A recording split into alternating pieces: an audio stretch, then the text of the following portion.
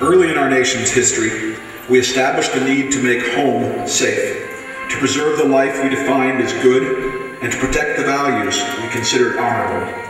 And so, when war threatens, we select from among us some to go to foreign places and fight for that preservation. Whom do we select? The young, the fit, the ones who don't yet comprehend that they're not immortal. And we ask of them a tremendous favor, that they fight for us, perhaps giving their lives to keep this country free.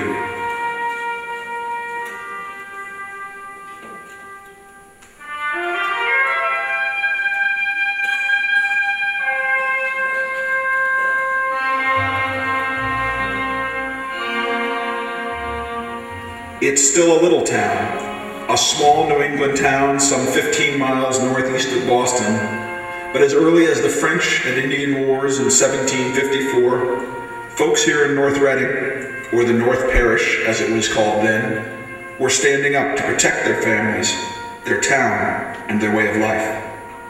The country's most recent conflicts, 67 years worth from 1942 through the present, have pulled citizens away from the fabric of small-town life and into action. Veterans don't talk easily or lightly about their service. Maybe it's because their emotions are so deeply rooted. Maybe they know that civilians can't truly understand. Or maybe the recollections would open old wounds too painful to revisit. Still, 5 of our veteran citizens have agreed to speak about their service. But each has been careful, as well, to speak about those who served with them, eager to praise the bravery of absent comrades.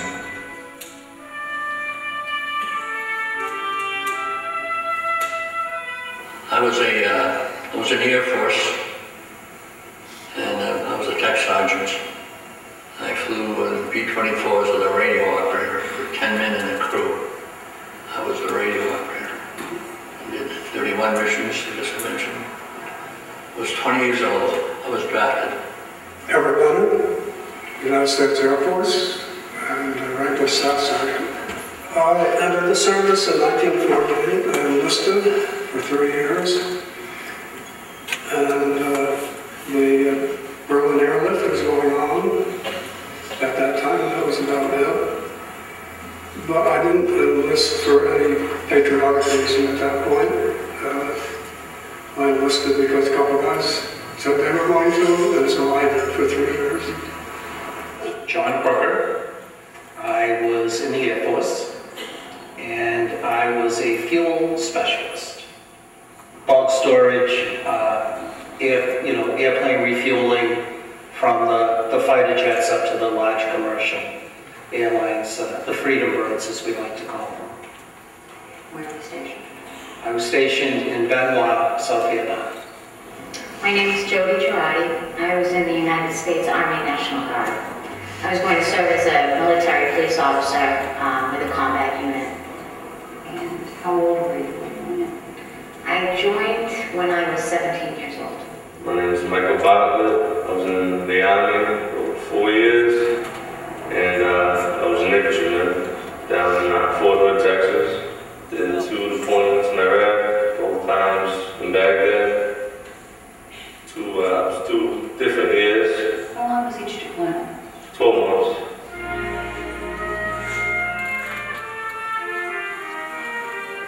Yeah, I did 30 missions, and they were a lot of close calls. But the closest calls we had a lot of close calls when coming back from Europe, flying into England, which was fogged in, and trying to land 75 or 80 planes at one base is really tough.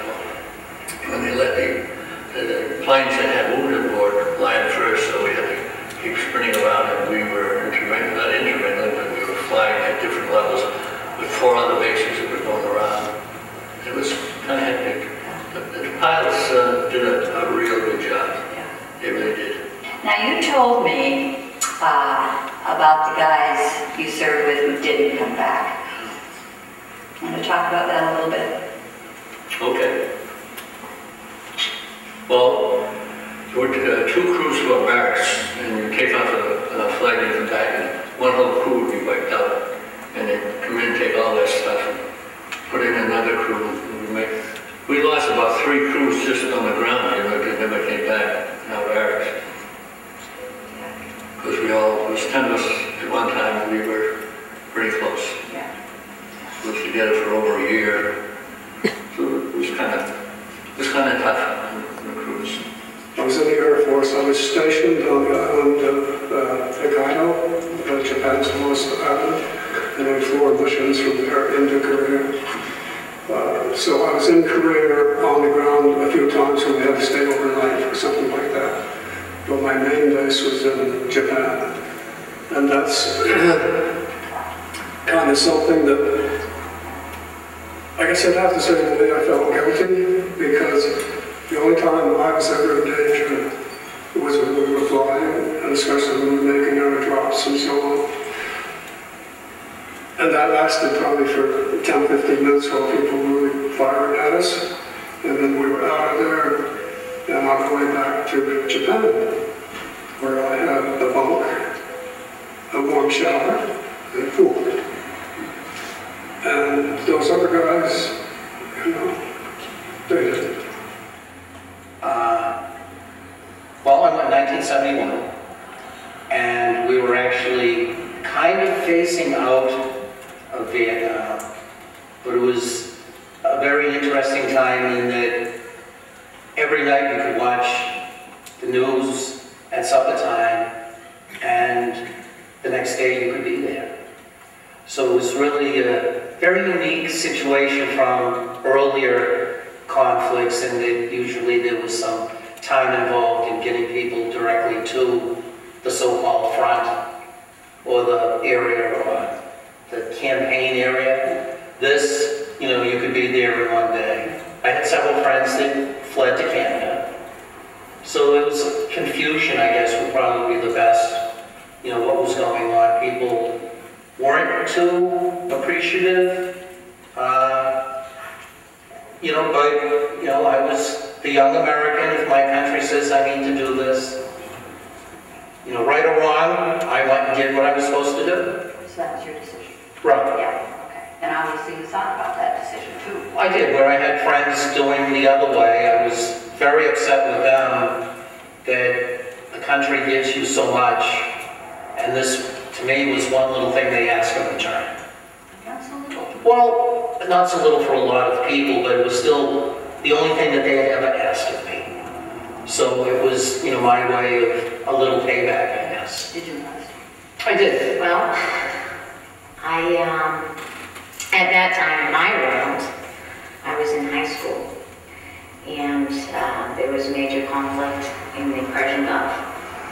And it was at that time that they gave me 48 hours notice to pack my bags, and I was going to be deployed overseas. In what capacity? I was going to serve as a military police officer with a combat unit, Were you in danger? always. Can you tell us a little bit about that? I served with the 1st Mechanized Infantry Division, and that division primarily are the frontline forces in the United States Army with the tanks. And our mission over there as military police officers were to contribute to the control and circulation of the troops, which meant to get the troops in from Saudi Arabia into Iraq, most importantly on the night of the attack.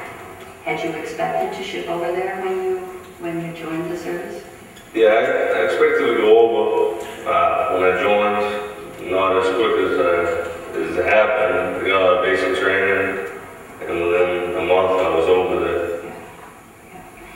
Now the second time, was that a surprise? No, I knew about the second time before I even finished the first time. Tell us a little bit about what you did over there.